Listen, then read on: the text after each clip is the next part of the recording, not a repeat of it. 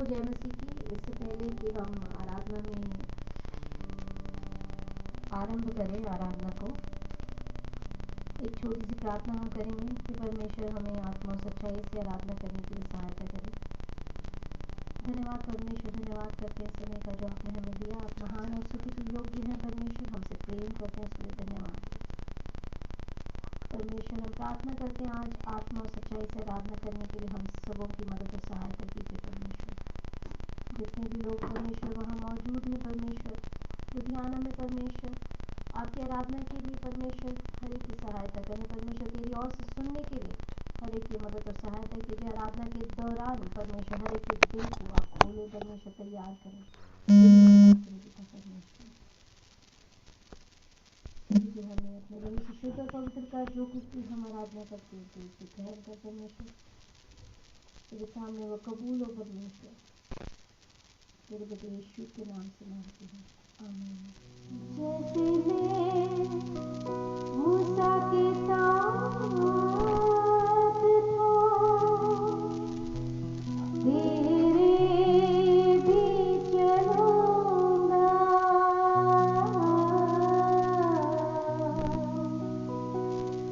जैसे मैं मूसा के साथ था, तेरे भी चलूंगा। जैसे मैं मूसा के साथ था, तेरे भी चलूंगा। छोड़ूंगा ना मैं साथ तेरा, छोड़ूंगा ना मैं साथ तेरा, तू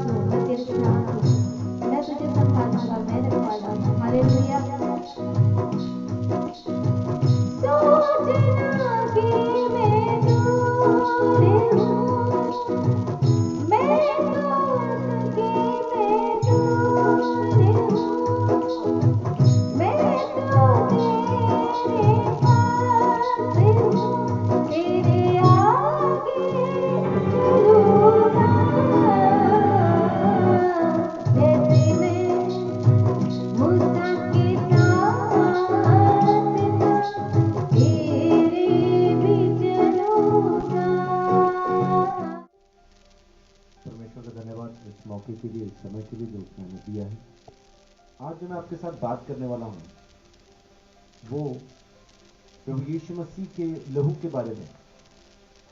प्रभु यीशु मसीह का लहू और किस तरह से उसने हमें खरीदा है, कैसे उसने हमें अपना बनाया, परमेश्वर की संतान होने के लिए जो उसने हमें अधिकार दिया, किस तरह से दिया है, आज मैं वो आपके साथ शेयर करना चाहता हूं।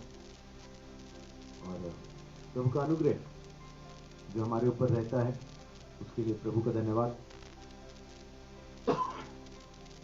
आप मेरे साथ निकाल लीजिए प्रकाशित वाक्य 5 अध्याय, प्रकाशित वाक्य 5 अध्याय, जहां पे बाइबल कहती है, परमेश्वर के वचन में लिखा है कि वो एक समय ऐसा था। लेकिन जो चीज मैं आपको कहना चाह रहा हूं वो ये है कि यूहन्ना बपतिस्मा देने वाला जो आया, यीशु मसीह ने इस वचन के मुताबिक जो इसमें लिखा है, खुली हुई दस्तावेज के अंदर जो लिखा है कि किस तरह से पाप ट्रांसफर किए जाएंगे और किस तरह से पापों की माफी होगी, उसी तरीके से यीशु मसीह ने हमारे पापों को अपने ऊपर उठा के हमें हमारे पापों के दंड से आजाद किया। कोई दूसरा तरीका है नहीं। बातें चाहे कोई कितनी भी करे, चाहे कोई कैसा भी समझाए, लेकिन असल में जो पाप माफ होने हैं वो उसी तरह से होने हैं जिस तरह से व्यवस्था में लिखा है। अगर रेड लाइट क्रॉस करने का कोई चालान है तो वो संविधान में लिखा है। अगर खून करने की कोई सजा है तो संविधान में लिखी है। बाहर बैठ के, कोर्ट के बाहर बैठ के कोई वकील, कोई जज, कितना ही पढ़ा लिखा कानून का जानकार, खुद डॉक्टर भीमराव अंबेडकर भी ये तसल्लियां क्यों ना दें कि अगर तुमने खून भी किया है तो चिंता ना करो, संविधान तो मैंने लिखा है, मैं बचा लूंगा। तो डॉक्टर भीमराव अंबेडकर भी बचा नहीं सकते, क्योंकि उन्होंने लिख दिया है वो संविधान। अब कॉन्स्टिट्यूशन के हिसाब से ही सजा तय की जाएगी। सो परमेश्वर ने एक संविधान हमें दिया, परमेश्वर ने एक कॉन्स्टिट्यूशन हमें दे दिया है। इसी के मुताबिक पापों का दंड खत्म होना। और यह व्यवस्था कहती है, इस व्यवस्था में लिखा है कि जब तक खून ना बहाया जाए, और वो खून एक पवित्र निर्दोष मेमने का होना चाहिए। निर्दोष मेमने का खून जब तक न बहाया जाए तब तक कोई अपने पापों के दंड से छुटकारा नहीं पा सकता। देखिए इफिसियों 1 अध्याय और उसकी 7 आयत के अंदर हमें बताया गया कि किस तरह से प्रभु यीशु मसीह ने हमें छुटकारा दिया है। इफिसियों 1:7 वहां पे स्पष्ट रीति से आपको पढ़ने के लिए मिलता है। साफ तौर से वहां पे लिखा हुआ है कि किस तरह से हमें हमारे पापों के दंड से छुटकारा मिला। हमको उसमें उसके लहू के द्वारा छुटकारा, अर्थात अपराधों की क्षमा, उसके उस अनुग्रह के धन के अनुसार मिला है। साफ लिखा है कि हमको उसमें उसके लहू के द्वारा छुटकारा, पापों की माफी मिली। बगैर प्रभु यीशु मसीह के लहू के कोई उसके नजदीक जा ही नहीं सकता। परमेश्वर के पास पहुंचने के लिए एक ही तरीका है, प्रभु यीशु मसीह का लहू। हमारा मेल परमेश्वर के साथ उसके लहू के द्वारा हुआ। बगैर उसके हमारा मेल परमेश्वर के साथ हो ही नहीं सकता, किसी भी रीति से नहीं हो सकता। चाहे कुछ भी कर लें, हमारा मेल परमेश्वर से नहीं हो सकता। क्यों? क्योंकि उसने अपने संविधान में वैसा लिखा है कि अगर कोई मुझसे मेल करना चाहे तो इस तरह से आए। तो उसी का संविधान पूरा होगा। जैसा संविधान हिंदुस्तान के अंदर डॉक्टर भीमराव अंबेडकर ने दे दिया, अब हर जुर्म की सजा उसी संविधान के मुताबिक तय होती है। लिखा, जो सिंहासन पर था, मैंने उसके दाहिने हाथ में एक पुस्तक देखी जो भीतर और बाहर लिखी हुई थी। वह 7 मोहर लगाकर बंद की गई थी। फिर मैंने एक बलवंत स्वर्गदूत को देखा जो ऊंचे शब्द से यह प्रचार करता था, इस पुस्तक के खोलने और उसकी मोहरें तोड़ने के योग्य कौन है? परंतु न स्वर्ग में, न पृथ्वी पर, न पृथ्वी के नीचे कोई उस पुस्तक को खोलने या उस पर दृष्टि डालने के योग्य नहीं। गौर करने वाली जो बात है, ध्यान देने वाली बात यह है कि जब यूहन्ना देखता है इस पुस्तक की मोहरें कौन खोल सकता है, तो उसको कोई भी दिखाई नहीं देता, कोई भी। और कहां कहां दिखाई नहीं देता? स्वर्ग में, पृथ्वी पर, पृथ्वी के नीचे उसको कोई दिखाई न दिया। यानी स्वर्ग में भी कोई ऐसा नहीं है जो उसकी मोहरों को खोलने के योग्य हो, चाहे करोड़ों स्वर्गदूत वहां पे क्यों ना हो, चाहे कितनी ही सामर्थ की चीजें वहां पे क्यों ना हो। लेकिन जो किताब ये है जिसका जिक्र यहाँ पे 5 अध्याय के अंदर, इस किताब की मोहरें खोलने के योग्य कोई भी नहीं, स्वर्ग में भी नहीं, पृथ्वी पर भी नहीं, पृथ्वी के नीचे भी नहीं। और 4 आयत में लिखा है,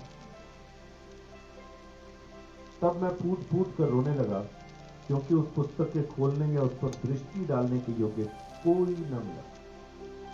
अब इस पुस्तक को खोलना तो दूर, उस पर दृष्टि डालने के योग्य भी कोई नहीं। अब सोचने वाली बात यह है, ऐसी कौन सी एक किताब है, ऐसी क्या खास बात है इस किताब के अंदर कि जिसका खुलना बहुत जरूरी था? और कोई एक चाहिए था जो इस किताब की मोहरों को खोल सके, और ये किताब तो स्वर्ग में रखी। इस किताब की मोहरों को स्वर्ग में ही खोला जाना जरूरी था। सोचने वाली बात यह कि आखिर ये किताब है क्या? इस किताब के बारे में इसी पुस्तक के अंदर हमें समझ में आ जाएगा, इसी अध्याय के अंदर हमें समझ में आ जाएगा। लेकिन यूहन्ना जब देखता है, जब उसको कहीं कोई नजर नहीं आता, तो 5वें आयत में लिखा है, इस पर उन प्राचीनों में से एक ने मुझसे कहा, मत रो, देख यहूदा के गोत्र का वह सिंह जो दाऊद का मूल है, उस पुस्तक को खोलने और उसकी 7 मोहरें तोड़ने के लिए जीवंत हुआ है। 4 आयत में लिखा, मैं फूट फूट कर रोने लगा। ऐसा क्या जरूरी था इन किताबों का खोला जाना जिसको देख के यूहन्ना फूट फूट के रोने लगा?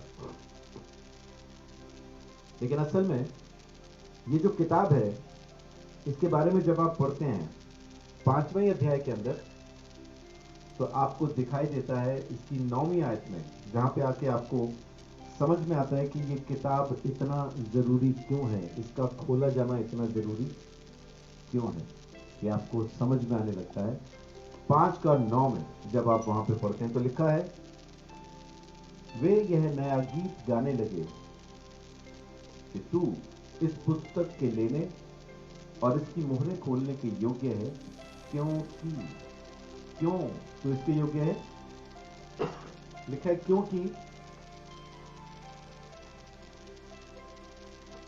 तूने वध होकर अपने लहू से हर एक कुल और भाषा और लोगों और जाति में से परमेश्वर के लिए लोगों को मोल लिया।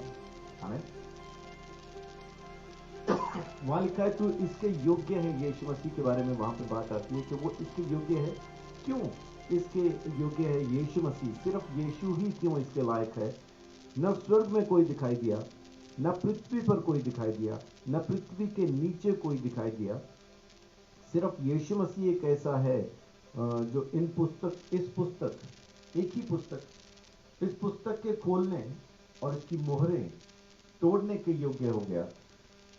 ऐसा क्यों हुआ? लिखा है क्योंकि तूने वध होकर अपने लहू के द्वारा हर कुल, हर जाति, हर भाषा में से लोगों को परमेश्वर के लिए मोल खरीदा।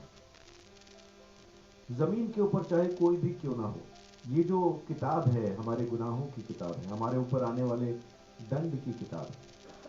वो सारा दंड, सारा प्रायश्चित प्रभु यीशु मसीह ने अपने ऊपर लेके अपने लहू से उन मोहरों को खोला। उसने दाम चुकाया हमें आजाद करने के लिए। न स्वर्ग में कोई था, न जमीन पे कोई था, न जमीन के नीचे कोई था। और अगर मैं इसे ये कहूं कि ना स्वर्ग में कोई था, न है, न होगा, न जमीन पर कोई था, न है, न होगा, न जमीन के नीचे कोई था, न है, न होगा, जिसने जो इस पुस्तक के खोलने के योग्य हो। इस पुस्तक के खोलने के योग्य सिर्फ और सिर्फ प्रभु यीशु मसीह। उस परमेश्वर का धन्यवाद हो कि उसने अपने इकलौते बेटे को हमारे लिए भेज दिया ताकि हम उसके द्वारा खरीदे जा सके, उसके द्वारा बचाए जा सके। वो लहू जो हमारे लिए बहाया, वो दाम जो हमारे लिए उसने चुका दिया, वो पूरा किया जा सके। प्रभु का धन्यवाद, उस परमेश्वर का धन्यवाद। ये किताब मेरे और आपके गुनाहों की किताब है, और इसको वही खोल सकता है जो हमारा नजदीक का हो, जो हमारा अपना हो। जैसे कि यिर्मयाह नबी की किताब के अंदर जब आप पढ़ते हैं 32 अध्याय में, तो उसकी 11 आयत में लिखा है कि वहां पे 2 दस्तावेज,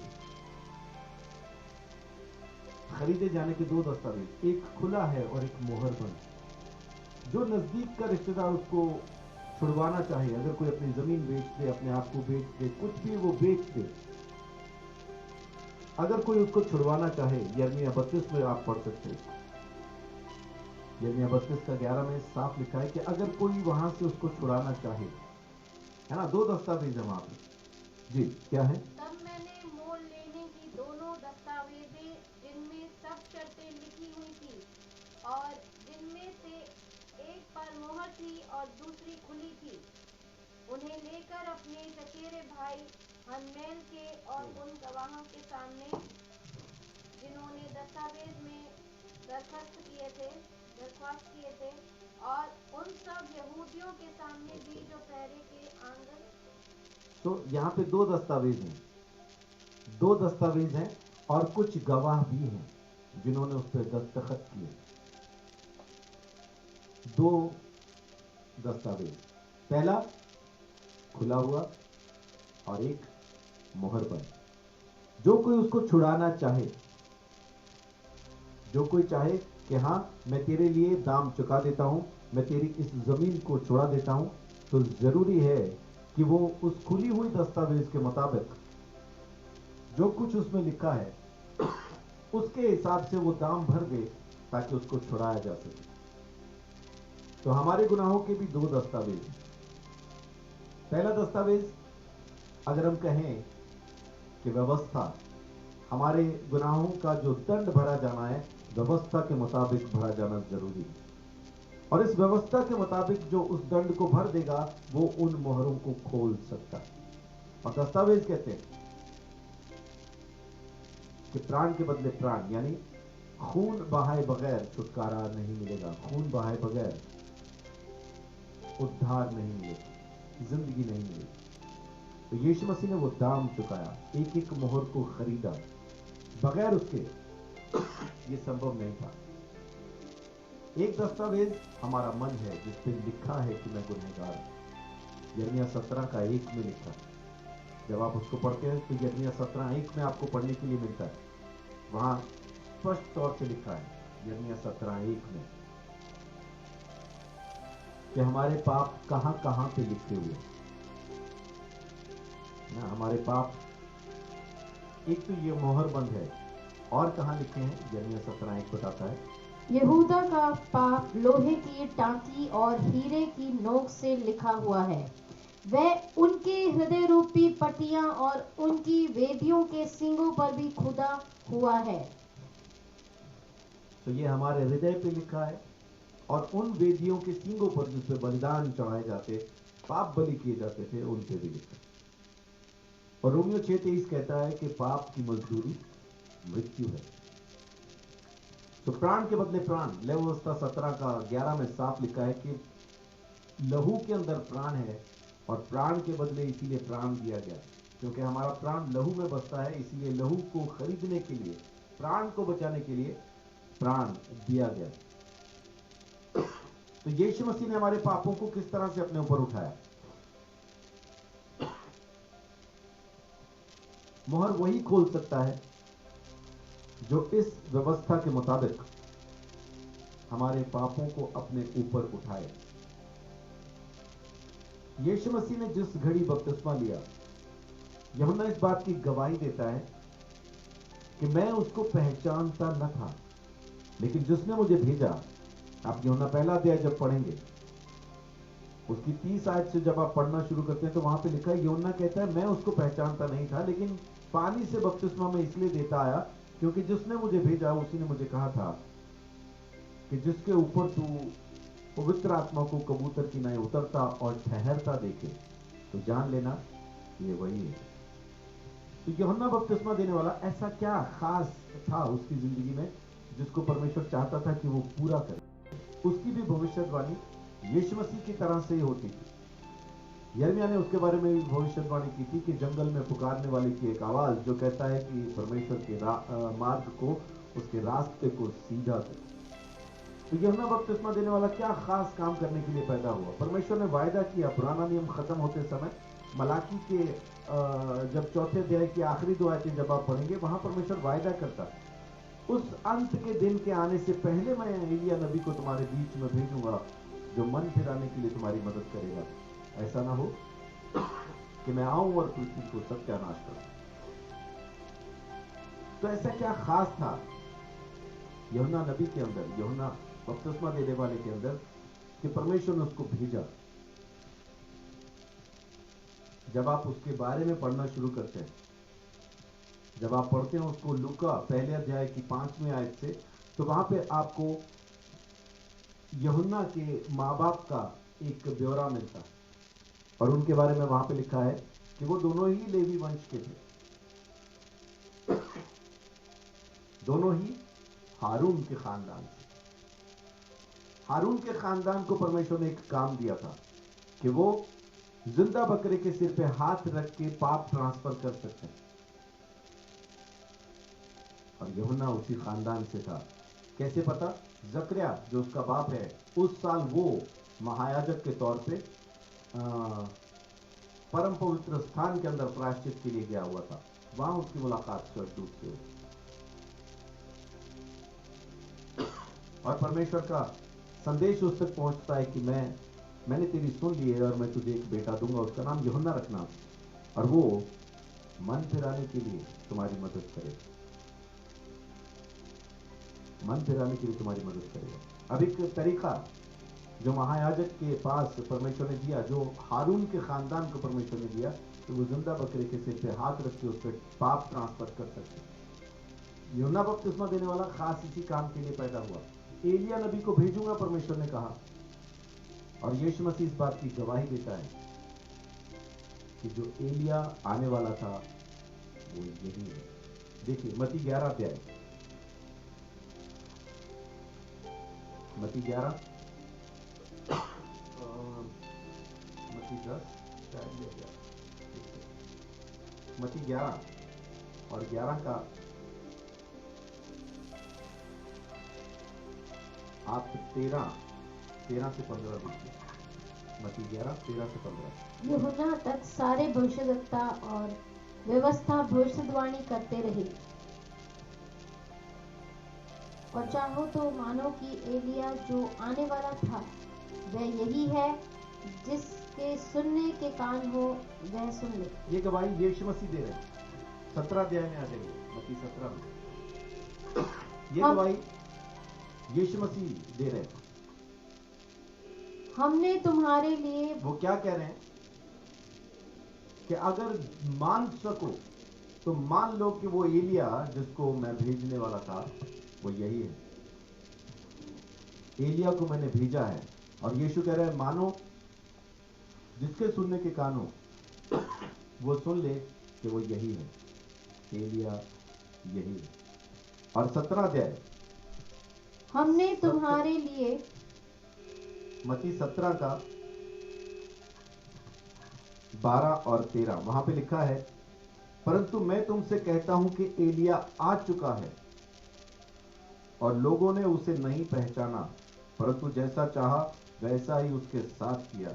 इसी रीति से मनुष्य का पुत्र भी उनके हाथ से दुख उठाएगा। तब चेलों ने समझा कि उसने हमसे यूहन्ना बपतिस्मा देने वाले के विषय में कहा।